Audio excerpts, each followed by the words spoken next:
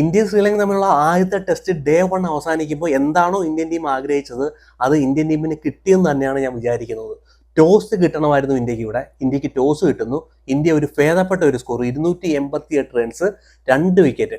വേണമെങ്കിൽ ഇവിടുന്ന് ഒരു 500 റൺസ് ഈസി ആയിട്ട് ഇന്ത്യക്ക് കണ്ടെത്താൻ കഴിയും. നോക്കുകയാണെങ്കിൽ ഇന്ത്യ അവിടെ 2 മിസ്റ്റേക്ക് ആവർത്തിച്ചു. അത് ഒഴിച്ചു വെച്ച് നോക്കിക്കഴിഞ്ഞാൽ ബാക്കിയെല്ലാം തരക്കേടില്ലാത്ത രീതിയിൽ ഇന്ന് ഇന്ത്യ ആദ്യത്തെ ദിവസം അവസാനിപ്പിച്ചു.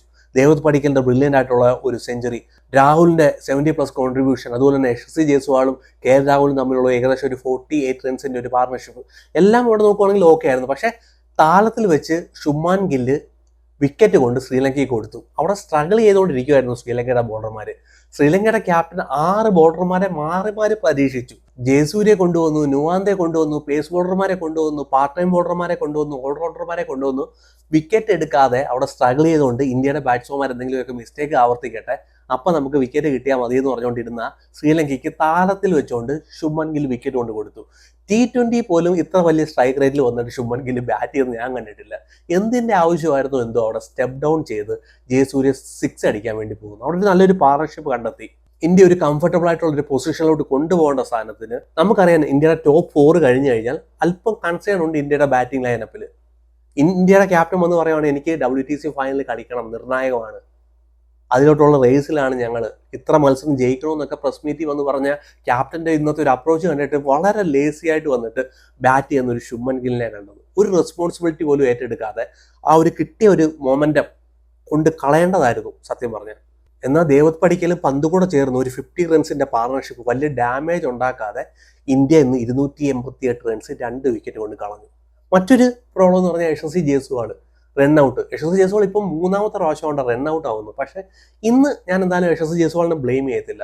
KL രാഹുലിന്റെ ഒരു കോളായിരുന്നു, ബോളറുമായിട്ട് അവിടെ ഒരു കൂട്ടിമുട്ടം ഉണ്ടാവുന്നു, യശസ്വി ജയ്സ്വാൾ തറയിൽ വീഴുന്നു. എന്നിട്ടും KL രാഹുലിന് ആ റൺസ് കംപ്ലീറ്റ് ചെയ്യണമായിരുന്നു. അവിടെ KL രാഹുലിന് തിരിച്ച് ക്രീസിലോട്ട് പോകാനുള്ള അവസരം ഉണ്ടായിരുന്നു. വീണ് കിടക്കുന്ന യശസ്വി ജയ്സ്വാളിനെ പിന്നെ ഓടിക്കണമെന്ന് വെച്ച് കഴിഞ്ഞാൽ അത് എളുപ്പമുള്ള ഒരു പരിപാടി അല്ലായിരുന്നു. ആ ഒരു റൺഔട്ടിന്റെ ഒരു ആവശ്യവും ഇല്ലായിരുന്നു. നല്ല ഒരു സ്റ്റാർട്ട് നോക്കുവാണെങ്കിൽ ഇന്ത്യക്ക് കിട്ടിപ്പോയനെ. ഇന്നത്തെ ദിവസം 2 പ്രാവശ്യം മഴ പെയ്തുകൊണ്ട് ഒരു 300 റൺസ് ഇന്ത്യക്ക് കണ്ടെത്താൻ കഴിഞ്ഞില്ല. പക്ഷേ യശസ്വി ജയ്സ്വാൾ നല്ല ടച്ചിലായിരുന്നു. എല്ലാ ഓവറിലും നോക്കുവാണെങ്കിൽ ഓരോ ബൗണ്ടറി വെച്ച് കണ്ടെത്തുന്നുണ്ടായിരുന്നു. അവര് പ്രഷർ നോക്കുവാണെങ്കിൽ ആദ്യത്തെ സെഷനിൽ തന്നെ യശസ്വി ജയ്സ്വാൾ ക്രിയേറ്റ് ചെയ്തു. ക്യാപ്റ്റന്റെ മേളിൽ ബോളർമാരുടെ മേളിൽ പ്രഷർ കൊണ്ടുവന്നു. അവിടെ ആ ഒരു വിക്കറ്റ് പോയില്ലായിരുന്നെങ്കിൽ എനിക്ക് ഉറപ്പായിരുന്നു പടിക്കലിന് മുമ്പായിട്ട് യശസ്വി ജയ്സ്വാൾ ആ സെഞ്ചുറി എടുത്തു പോയത്. നല്ല ടച്ചിലായിരുന്നു. പക്ഷെ നോക്കുവാണെങ്കിൽ ഒരു അനാവശ്യമായ ഒരു റണ്ണ്, പ്രത്യേകിച്ച് ടെസ്റ്റ് ക്രിക്കറ്റിനകത്തൊക്കെ റൺഔട്ട് എന്ന് പറഞ്ഞാൽ ഒരു സൂയിസൈഡ് തന്നെയാണ്. ആ റണ്ണിന്റെ അവിടെ ഒരു ആവശ്യമില്ലായിരുന്നു. ഇന്ത്യക്ക് ഈസി ആയിട്ട് ഒരു 300-350 റൺസ് യശസ്വി ജയ്സ്വാൾ അവിടെ ഉണ്ടായിരുന്നെങ്കിൽ നല്ല സ്ട്രൈക്ക് റേറ്റോടെ കളിച്ചതിനെ സ്കോർ ബോർഡ് ഉയർത്തായിരുന്നു. എന്നാൽ വലിയ തരക്കേടില്ലാതെ ദേവത് പടിക്കലും KL രാഹുലും കൂടെ ഇന്ത്യയെ ഒരു 150 റൺസിന്റെ പാർട്ണർഷിപ്പ് കണ്ടെത്തിയിരുന്നു. അതിലെടുത്തു പറയേണ്ട ദേവത് പടിക്കൽ എന്നാ ബ്രില്യൻ്റ് ആയിട്ടുള്ളൊരു ബാറ്റിങ്ങിൽ. എത്രയോ നാളുകളായിട്ട് നമ്മൾ നമ്പർ 3ക്ക് വേണ്ടി സ്ട്രഗിൾ ചെയ്തുകൊണ്ടിരിക്കുകയാണ്. പുജാരയ്ക്ക് ശേഷം, രാഹുൽ ദ്രാവിഡിന് ശേഷം നമുക്കൊരു പ്ലെയറിനെ കിട്ടുന്നതില്ല. പലരെ മാറി നമ്മൾ അവിടെ പരീക്ഷിച്ചു. ശുഭ്മാൻ ഗില്ലിനെ നമ്പർ 3ൽ പരീക്ഷിച്ചു, പലരെ മാറി പരീക്ഷിച്ചു. ഇപ്പം നോക്കുവാണെങ്കിൽ ദേവത് പടിക്കൽ പ്രത്യേകിച്ച് സ്പിൻ കണ്ടീഷനകത്ത് ഇന്ത്യക്ക് പറ്റിയ ഒരു പ്ലെയർ ആണ് എന്ന് തന്നെയാണ് എനിക്കൊരു തോന്നൽ. എത്ര ബ്രില്യൻ്റ് ആയിട്ട് അവിടെ സ്പിന്നർമാരെ ഹാൻഡിൽ ചെയ്തത്. ഇന്ത്യ ഒരു സ്ട്രഗിളിലോട്ട് പോകാതെ അവിടെ ലോങ് ഇന്നിങ്സ് കളിക്കാൻ കഴിയുന്ന ഒരു പ്ലെയർ. ബാക്ക് ഫുട്ടിലാണ് വന്നിട്ട് കൂടുതലായിട്ട് സ്കോർ കണ്ടെത്തിയത്. ബാക്ക് ഫുട്ടിൽ വന്നിട്ട് മനോഹരമായിട്ട് ഡിഫെൻഡ് ചെയ്യുന്നു, സ്ട്രൈക്ക് റൊട്ടേറ്റ് ചെയ്യുന്നു, ഡ്രൈവ് കളിക്കുന്നു, സ്ക്വയർ കട്ട് കളിക്കുന്നു, റിവേഴ്സ് സ്വീപ്പ് കളിക്കുന്നു, സ്വീപ്പ് ഷോട്ട് കളിക്കുന്നു. എല്ലാവിധ ഷോട്ട് സെലക്ഷനും, അതായത് ഒരു ടെസ്റ്റിന് പറ്റിയ എല്ലാ ഷോട്ട് സെലക്ഷനും, ഇങ്ങനെയുള്ള കണ്ടീഷനകത്ത് പറ്റിയ എല്ലാ ഷോട്ട് സെലക്ഷനും ഉള്ള ഒരു ദേവത് പടിക്കൽ ഇന്ന് സായി സുദർശന്റെ ഒരു റിപ്ലേസ്മെന്റ് ആയിട്ട് കളിക്കേണ്ട ഒരു ഗതികേട് വന്നു എന്നുള്ളതാണ് ആ പ്ലെയറിന്. ഇന്ന് ആ പ്ലെയർ അജിത് അഗാക്കറിനെ നോക്കി നിർത്തിക്കൊണ്ട് മനോഹരമായ ഒരു റിപ്ലൈ കൊടുത്തു. അജിത് അഗാക്കറിന്റെ മുഖത്തടിക്കുന്ന തരത്തിലുള്ള ഒരു റിപ്ലൈ കൊടുക്കുന്നു. ലാസ്റ്റ് 2 വർഷമായിട്ട് ഡൊമസ്റ്റിക് ക്രിക്കറ്റിൽ ഏറ്റവും കൂടുതൽ റൺസ് കണ്ടെത്തിയ ഒരു പ്ലെയർ, ഇംഗ്ലണ്ട് ഇന്ത്യയിലോട്ട് വന്ന സീരീസിനകത്ത് ബാറ്റ് ചെയ്ത ഒരു പ്ലെയർ, നല്ല ഒരു പെർഫോമൻസ് കാഴ്ചവെച്ച ഒരു പ്ലെയർ, 60+ റൺസ് കണ്ടെത്തിയ ഒരു പ്ലെയർ, സായി സുദർശൻ മുമ്പേ ഇന്ത്യൻ ടീമിൽ ഇന്ത്യയുടെ ടെസ്റ്റ് സ്കോഡിനകത്ത് കയറി പറ്റിയ ഒരു പ്ലെയർ ഇന്ന് സായി സുദർശന്റെ റിപ്ലേസ്മെന്റ് ആയിട്ട് കളിക്കേണ്ടതായിട്ട് വന്നു. ഇന്ത്യയുടെ ഒരു രക്ഷകനായിട്ട് മാറുന്നു. ഇപ്പോഴും നോട്ട് ഔട്ട് ആയിട്ട് കയറിപ്പോയി. നാളെ മേ ബി ഒരു 200 റൺസ് ആയിട്ട് അത് മാറിയേക്കാം. ഇന്ത്യ ഇന്ന് ഈ നിലയ്ക്ക് എത്താനുള്ള മെയിൻ ആയിട്ടുള്ള കാരണം ദേവത് പടിക്കലിന്റെ ആ ഒരു സ്കില്ല് തന്നെയായിരുന്നു. സ്പിന്നർമാരെ ഹാൻഡിൽ ചെയ്ത രീതി. ജയസൂര്യ നോക്കുകയാണെങ്കിൽ സ്റ്റെപ്പ് ഡൗൺ ചെയ്ത് 6 അടിക്കുന്നതായിട്ട് കണ്ടു. ഒരു രീതിയിലുള്ള പ്രഷർ ഇന്ത്യൻ ടീമിന്റെ മേലോട്ട് കൊണ്ടുവരാതെ എതിർ ടീമിന്റെ മേലോട്ട്, ബോളിംഗ് ടീമിന്റെ മേലോട്ട് പ്രഷറിനെ കൊണ്ടിട്ടു. ഒരു വിധത്തിലുള്ള ഒരു ലൂസ് ഷോട്ട് നോക്കുകയാണെങ്കിൽ ദേവത് പടിക്കലിന്റെ ഭാഗത്ത് നിന്ന് കാണാനേ കഴിഞ്ഞില്ല. ബ്രില്യൻ്റ് ആയിട്ടുള്ള ബാറ്റിംഗ് പെർഫോമൻസ് കാഴ്ചവെക്കുന്നു. സായ് സുദർശൻ വന്നാലും ദേവത് പടിക്കൽ നമ്പർ 3ക്ക് പറ്റിയൊരു പ്ലെയറാണ്. ആ ഒരു പൊസിഷനിൽ നിന്ന് മാറ്റാതിരിക്കുക ഏറ്റവും നല്ലത്. കുറച്ച് നാള് ബാക്കിയുള്ളവർക്ക് കിട്ടിയതുപോലെ ദേവത് പടിക്കലിന് അവസരങ്ങളെ കൊടുക്കുക. 26 വയസ്സായിട്ടേ ഉള്ളൂ. എങ്ങനെ പോയാലും ഒരു ലോങ് ടൈമിൽ കളിക്കാൻ പറ്റുന്ന ഒരു പ്ലെയറാണ്. നല്ല ടെക്നിക്കലായിട്ടുള്ള ഒരു പ്ലെയർ. ഇതാണ് ഇന്ത്യൻ ടീം തോക്കാനുള്ള മെയിൻ ആയിട്ടുള്ള കാരണം. ലോങ് ആയിട്ട് ബാറ്റ് ചെയ്യാൻ വേണ്ടി ഉള്ള പ്ലേയേഴ്സ് ഇന്ത്യൻ ടീമിൽ ഇല്ലായിരുന്നു. നല്ല ടെക്നിക്കും ഡിഫൻസും ഉള്ള പ്ലേയേഴ്സ് ഇന്ത്യൻ ടീമിൽ ഇല്ലായിരുന്നു. ഇന്ന് കണ്ടോ ദേവത് പടിക്കലിന്റെ ഇന്നിങ്സ്. ഇന്ന് നോക്കുവാണെങ്കിൽ ബോൾ ബ്രേക്ക് ചെയ്യുന്നുണ്ടായിരുന്നു. 3.5 ഡിഗ്രിയിൽ ബോൾ ബ്രേക്ക് ചെയ്തുണ്ടായിരുന്നു. മൂന്നാമത്തെ സെഷൻ ആയപ്പോഴത്തേന് 4.4 ഡിഗ്രിയിൽ ബോൾ ബ്രേക്ക് ചെയ്യുന്നുണ്ടായിരുന്നു, ടേൺ ചെയ്യുന്നുണ്ടായിരുന്നു. സോ ബോൾ ടേൺ ചെയ്യുന്നുണ്ടായിരുന്നു, പക്ഷെ നമ്മുടെ ടെക്നിക്ക് ബെറ്റർ ആയിരുന്നു. എല്ലാ ബാറ്റ്സ്മാരും നോക്കിയപ്പോഴത്തേക്കും ഇന്ന് ടെക്നിക്ക് അല്പം കൂടെ ബെറ്റർ ആയിട്ട് തോന്നി. എസ്പെഷ്യലി SSC ജയ്സ്വാൾ വന്നിട്ട് സ്വീപ്പ് ഷോട്ട് കളിക്കുന്നതായിട്ട് കണ്ടു, റിവേഴ്സ് സ്വീപ്പ് കളിക്കുന്നതായിട്ട് കണ്ടു. ഇന്ത്യയുടെ ബാറ്റ്സ്മാർക്ക് ഇല്ലാതെ പോയ ചില ക്വാളിറ്റികളാണ് സ്പിന്നിനെതിരെ. ദേവത് പടിക്കൽ സ്വീപ്പ് ഷോട്ട് റിവേഴ്സ് സ്വീപ്പ് കളിക്കുന്ന കണ്ടു. KL രാഹുൽ വന്നിട്ട് സ്വീപ്പ് റിവേഴ്സ് സ്വീപ്പ് കളിക്കുന്ന കണ്ടു. സോ ഇന്ത്യ വെൽ പ്ലാൻ ആയിട്ട് വന്നു. ആ പ്ലാൻ എല്ലാം ഇന്ത്യക്ക് ഇന്ന് ഇംപ്ലിമെന്റ് ചെയ്യാൻ കഴിഞ്ഞു. ഇന്ത്യയുടെ ബാറ്റ്സ്മാർ നോക്കുവാണെങ്കിൽ ഇന്ത്യയെ പതിയെ മേലോട്ട് എത്തിക്കുന്നു. അതുപോലെ തന്നെ KL രാഹുലും ബ്രില്യൻ്റ് ആയിട്ട് ബാറ്റ് ചെയ്തു. പക്ഷേ റിട്ടയർ ഹേറ്റ് ആയിട്ട് കയറിപ്പോണ്ടതായിട്ട് വന്നു. എന്താണ് ഇന്ത്യൻ ടീമിൽ സംഭവിക്കുന്നത് അറിയത്തില്ല. പ്ലേയേഴ്സ് ഫുള്ളി ഫിറ്റ് അല്ല. ഇനി ഇന്ത്യൻ ടീമിന്റെ ഫിസിയോടെ എന്തെങ്കിലും കുഴപ്പമാണെന്ന് ഒരു പിടിയും കിട്ടുന്നില്ല. പ്ലേയേഴ്സിന് ഒരു ഫുൾ ഡേ പോലും കളിക്കാൻ കഴിയുന്നില്ല. ദേവത് പടിക്കൽ അവിടെ നിന്ന് കളിക്കുന്നു, പക്ഷേ രാഹുലിന് കളിക്കാൻ കഴിയുന്നില്ല. ബ്രില്യൻ്റ് ആയിട്ടുള്ളൊരു പാർട്ണർഷിപ്പ് ദേവത് പടിക്കലോട്ട് അവിടെ കണ്ടെത്തി 77 റൺസ് എടുത്തു. ഇന്ത്യ വലിയ സ്ട്രഗിളിലോട്ട് പോകാൻ നോക്കുവാണെങ്കിൽ തന്റെ ശൈലിയിൽ വന്നിട്ട് ഇന്ന് ബാറ്റ് ചെയ്തു. ഏകദേശം 113-114 ബോളിലാണ്ട 50 എടുക്കുന്നത്. വളരെ സ്ലോ ആയിട്ട് വളരെ വാച്ച്ഫുൾ ആയിട്ട് കളിച്ചു. ഇന്ത്യ നല്ലൊരു പൊസിഷനകത്തോട്ട് KL രാഹുലിന് ഇന്ത്യയെ കൊണ്ടെത്തിക്കാൻ കഴിഞ്ഞു. നാളെ മേ ബി KL രാഹുലിന് വന്ന് ബാറ്റ് ചെയ്യാൻ കഴിയുമായിരിക്കും. തീർച്ചയായിട്ടും അവിടെ വന്നിട്ട് KL രാഹുൽ ബാറ്റ് ചെയ്യേണ്ടതായിട്ട് വരും. ഒരു ലോങ് ഇന്നിങ്സ് ഇന്ത്യക്ക് കളിക്കേണ്ടതായിട്ട് വരും. ഋഷഭ് പന്തിനെ നമുക്ക് വലുതായിട്ട് ഡിപ്പെൻഡ് ചെയ്യാൻ പറ്റത്തില്ല. ഋഷഭ് പന്ത് ഡിഫെൻഡ് ചെയ്യാൻ പോയി കഴിഞ്ഞാൽ വിക്കറ്റ് കൊണ്ട് കളയും. ഋഷഭ് പന്ത് അടിച്ച് കളിക്കുന്നത് തന്നെയാണ് ഏറ്റവും നല്ലത്. എത്രമാത്രം മാക്സിമം സ്കോർ കണ്ടെത്താൻ കഴിയുമോ അത്രയും സ്കോർ ഋഷഭ് പന്ത് കണ്ടെത്തുന്നതായിരിക്കും നല്ലത്. ഇപ്പൊ ഋഷഭ് പന്ത് വന്നപ്പോഴത്തേന് അവരുടെ ക്യാപ്റ്റന് ഫീൽഡ് പൊട്ടിക്കേണ്ടതായിട്ട് വന്നു, ഡിഫെൻസിങ് ഫീൽഡ് ഇടേണ്ടതായിട്ട് വന്നു.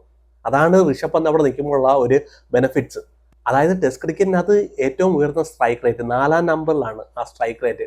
സോ ഇങ്ങനെ ഒരു പ്ലെയർ അത്യാവശ്യം തന്നെയാണ്. പക്ഷെ എന്ത് സംഭവിക്കാം. പക്ഷെ ഋഷഭ് പന്ത് അവിടെ ഡിഫെൻഡ് ചെയ്യാൻ വേണ്ടി പോകുമ്പോഴത്തേന് ചാൻസ് ക്രിയേറ്റ് ചെയ്യുന്നതായിട്ട് തോന്നുന്നു. പക്ഷെ അടിക്കാൻ പോകുമ്പോഴത്തേന് ബൗണ്ടറി കണ്ടെത്തുന്നതായിട്ട് വരുന്നു. സോ ഋഷഭ് പന്തിനെ നമുക്ക് ട്രസ്റ്റ് ചെയ്യാൻ കഴിയത്തില്ല. എന്നും സംഭവിക്കാം. മേ ബി ഒരു 100 റൺസ് എടുത്തേക്കാം, മേ ബി ബിഗ് ഷോട്ടിന് ശ്രമിച്ച് കയറി പോയേക്കാം. സോ നാളത്തെ ദിവസം വളരെ നിർണായകമായിട്ടുള്ളൊരു ദിവസമാണ്. ഇന്ത്യക്ക് ഒരു 500 റൺസെങ്കിലും കണ്ടെത്തിയാലേ കഴിയത്തുള്ളൂ. കാരണം ഇനി രണ്ടാമത്തെ ഇന്നിങ്സ് ഇന്ത്യക്ക് ഇവിടെ വന്ന് ബാറ്റ് ചെയ്യാന്ന് വെച്ചാൽ അത്ര എളുപ്പമുള്ള കാര്യമേ അല്ല. ഇന്ത്യ 2 പ്രാവശ്യം ബോൾ ചെയ്യുക, ഒരു നല്ല ഒരു സ്കോർ, ഒരു 500+ സ്കോർ ബോളിലോട്ട് വെച്ച് 2 പ്രാവശ്യം ഇവിടെ ബോൾ ചെയ്യുകയാണെങ്കിൽ ഇന്ത്യക്ക് നല്ലതാണ്. അവസാനത്തെ സെക്ഷൻ ഇന്ത്യക്ക് രണ്ടാമത്തെ ബാറ്റിംഗ് ചെയ്യാൻ ഇവിടെ വരുവാന്ന് വെച്ചാൽ അത്ര എളുപ്പമുള്ള പരിപാടിയല്ല. കിട്ടിയ അവസരത്തെ മാക്സിമം എല്ലാവരും കൂടെ ചേർന്ന്, മാനവ് സുധാർ വരെ ഉണ്ട് ബാറ്റിങ്ങിൽ, അവരെല്ലാം കൂടെ ചേർന്ന് നല്ലൊരു സ്കോറിലോട്ട് കൊണ്ടെത്തിക്കുവാണെങ്കിൽ ഇന്ത്യക്ക് നല്ലതായിരിക്കും. പക്ഷേ ഇന്ത്യക്ക് ഇവിടെ സെക്കൻഡ് ഇന്നിങ്സ് ബാറ്റ് ചെയ്യുകയെന്ന് വെച്ചാൽ അത്ര എളുപ്പമുള്ള പരിപാടി ആയിരിക്കില്ല. ഇനി ശ്രീലങ്കയുടെ ബോളിങ്ങിലോട്ട് പോകുകയാണെങ്കിൽ 6 പേരെ അവർ പരീക്ഷിച്ചു. ജയസൂര്യ അവർ മാക്സിമം യൂട്ടിലൈസ് ചെയ്യാൻ ശ്രമിച്ചു, നടന്നില്ല, വിക്കറ്റ് ഒന്നും കിട്ടുന്നില്ല. ചില ചാൻസസ് ഒക്കെ നോക്കുവാണെങ്കിൽ അവിടെ ക്രിയേറ്റ് ചെയ്ത് വന്നു. പക്ഷേ അവരുടെ ക്യാപ്റ്റൻ നോക്കുവാണെങ്കിൽ അവർ അറ്റാക്കിംഗ് ഫീൽഡ് ഇടുന്നതായിട്ട് കണ്ടില്ല. സില്ലി പോയിന്റിനകത്ത് നോക്കുവാണെങ്കിൽ ഫീൽഡർ ഇടുന്നതായിട്ട് കണ്ടില്ല. അതായത് സ്പിന്നർമാർക്കെതിരെ 2 സ്ലിപ്പിനെ ഇടുന്നതായിട്ട് കണ്ടില്ല. അവിടെ ചില ചാൻസുകളൊക്കെ ക്രിയേറ്റ് ചെയ്ത് വന്നായിരുന്നു. പക്ഷേ ക്യാപ്റ്റൻസി നോക്കുവാണെങ്കിൽ ആ ഒരു ഫീൽഡ് പ്ലേസ്മെന്റ് എന്തായിരുന്നു ഒരു ശ്രീലങ്കൻ ക്യാപ്റ്റൻ്റെ നമ്മൾ പ്രതീക്ഷിച്ചത്, അത് ഡിസിൽവയ്ക്ക് കാഴ്ചവെക്കാൻ കഴിഞ്ഞില്ല. അതുപോലെ തന്നെ അവരുടെ ബോളർമാർ ഒരു പർട്ടിക്കുലർ ആയിട്ടുള്ള ഏരിയയിൽ, പേസ് ബോളർമാരാണെങ്കിലും അവർ സ്പിന്നർമാരാണെങ്കിലും ഒരു പർട്ടിക്കുലർ ഏരിയയിൽ തന്നെ ബോൾ ഹിറ്റ് ചെയ്ത് എറിയുന്നതായിട്ട് നമ്മൾ കണ്ടില്ല. ചില ക്രാക്സ് ഒക്കെ ഇപ്പോഴേ ഉണ്ട്, അവിടെ പാച്ചസും ചില ക്രാക്സ് ഒക്കെ ഉണ്ട്. അവിടെ തന്നെ ഹിറ്റ് ചെയ്ത് എറിയുന്നതായിട്ട് നമ്മളവിടെ കണ്ടില്ല. ശ്രീലങ്കയുടെ ഒരു ബോളിംഗ് നമ്മൾ പ്രതീക്ഷിച്ച അത്ര ഒരു ബോളിംഗ് പെർഫോമൻസ് ശ്രീലങ്കയുടെ ബോളർമാരുടെ കയ്യിൽ നിന്ന്, സ്പിന്നർമാരുടെ കയ്യിൽ നിന്നാണെങ്കിലും പേസ് ബോളർമാരുടെ കയ്യിൽ നിന്നും വന്നില്ല. അവർക്ക് ഒരു അവസരം ഉണ്ടായിരുന്നു, ഏർലി ഓൺ പിച്ചിനകത്ത് ഈർപ്പം ഉണ്ടായിരുന്നു. ആ സമയത്തായിരുന്നു പേസ് ബോളർമാർക്കും സ്പിന്നർമാർക്കും അല്പം കൂടെ അറ്റാക്ക് ചെയ്യാനുള്ള അവസരം. അവിടെ നോക്കുവാണെങ്കിൽ അവർ ബ്രില്യൻ്റ് ആയിട്ട് ബോൾ ചെയ്തില്ല. അതിനൊത്ത ഒരു ക്യാപ്റ്റൻസി അവിടെ നടന്നില്ല, ഫീൽഡ് പ്ലേസ്മെന്റ് അതിനൊത്ത് നടന്നില്ല. ഇന്ത്യ നോക്കുവാണെങ്കിൽ ആദ്യത്തെ ഒരു സെഷൻ നോക്കുവാണെങ്കിൽ ഇന്ത്യ ബ്രില്യൻ്റ് ആയിട്ട് യൂട്ടിലൈസ് ചെയ്തു. ലഞ്ചിന് പോകുമ്പോഴത്തേന് ഇന്ത്യയുടെ സ്കോർ 91 റൺസാണ്, 1 വിക്കറ്റാണ് നഷ്ടപ്പെട്ടത്. അവിടുന്ന് ഇന്ത്യക്ക് മൂമെന്റം കിട്ടി. പ്രത്യേകിച്ച് ശ്രീലങ്കൻ പിച്ച് എന്ന് പറഞ്ഞാൽ ഇന്ത്യൻ പിച്ചിന്റെ കൂട്ട് വളരെ വലിയൊരു ബ്രേക്ക് കിട്ടത്തില്ല. ബോളിന് സ്ലോ ആയിരിക്കും. ബോൾ ബ്രേക്ക് ചെയ്യുമ്പോഴത്തേനും, ബോൾ ടേൺ ചെയ്യുമ്പോഴത്തേനും സ്ലോ ആയിട്ടാണ് തിരിയുന്നത്. പക്ഷേ ഇന്ത്യൻ പിച്ചിൽ കുറച്ചും കൂടെ സ്പീഡിൽ ബോൾ തിരിയും. അങ്ങനെ ഒരു സ്ഥാനത്ത് ശ്രീലങ്കയുടെ ബോളർമാർ അല്പവും കൂടെ വെച്ചൂറായിട്ട് ബോൾ ചെയ്യേണ്ടതായിരുന്നു. അത് അവർക്ക് ചെയ്യാൻ കഴിഞ്ഞിട്ടുണ്ടോ എന്ന് ചോദിച്ചാൽ കഴിഞ്ഞിട്ടില്ല. നാളെ ഇന്ത്യക്ക് വളരെ നിർണായകമായിട്ടുള്ള ഒരു സെഷനാണ്. KL രാഹുൽ ബാറ്റ് ചെയ്യാൻ വരേണ്ടതായിട്ടുണ്ട്. ജുറേലിന്റെ ഫോമിലൊക്കെ കൺസേൺ ഉണ്ട്. സോ KL രാഹുൽ ബാറ്റ് ചെയ്യേണ്ടതായിട്ട് വരേണ്ടതായിട്ടുണ്ട്. നല്ലൊരു സ്കോർ 500+ റൺസ് ഇന്ത്യക്ക് കണ്ടെത്തേണ്ടതായിട്ടുണ്ട്. സെക്കൻഡ് ഇന്നിങ്സ് ഇന്ത്യക്ക് ഇവിടെ ബാറ്റ് ചെയ്യുമെന്ന് വെച്ചാൽ വളരെ ദുർഘടം പിടിച്ചൊരു പണി തന്നെ ആയിരിക്കും. ഒരു 400+ റൺസ് ഒന്നും പോരാ ഇവിടെ. 500+ റൺസ് ഇന്ത്യക്ക് കണ്ടെത്താൻ കഴിയട്ടെ. 2 പ്രാവശ്യം ബോൾ ചെയ്ത് ശ്രീലങ്കയെ വീഴ്ത്താൻ ഇന്ത്യക്ക് കഴിയുമോ ഇല്ലയോ എന്നുള്ളത് നാളത്തെ ദിവസം കാത്തിരുന്ന് കാണാം.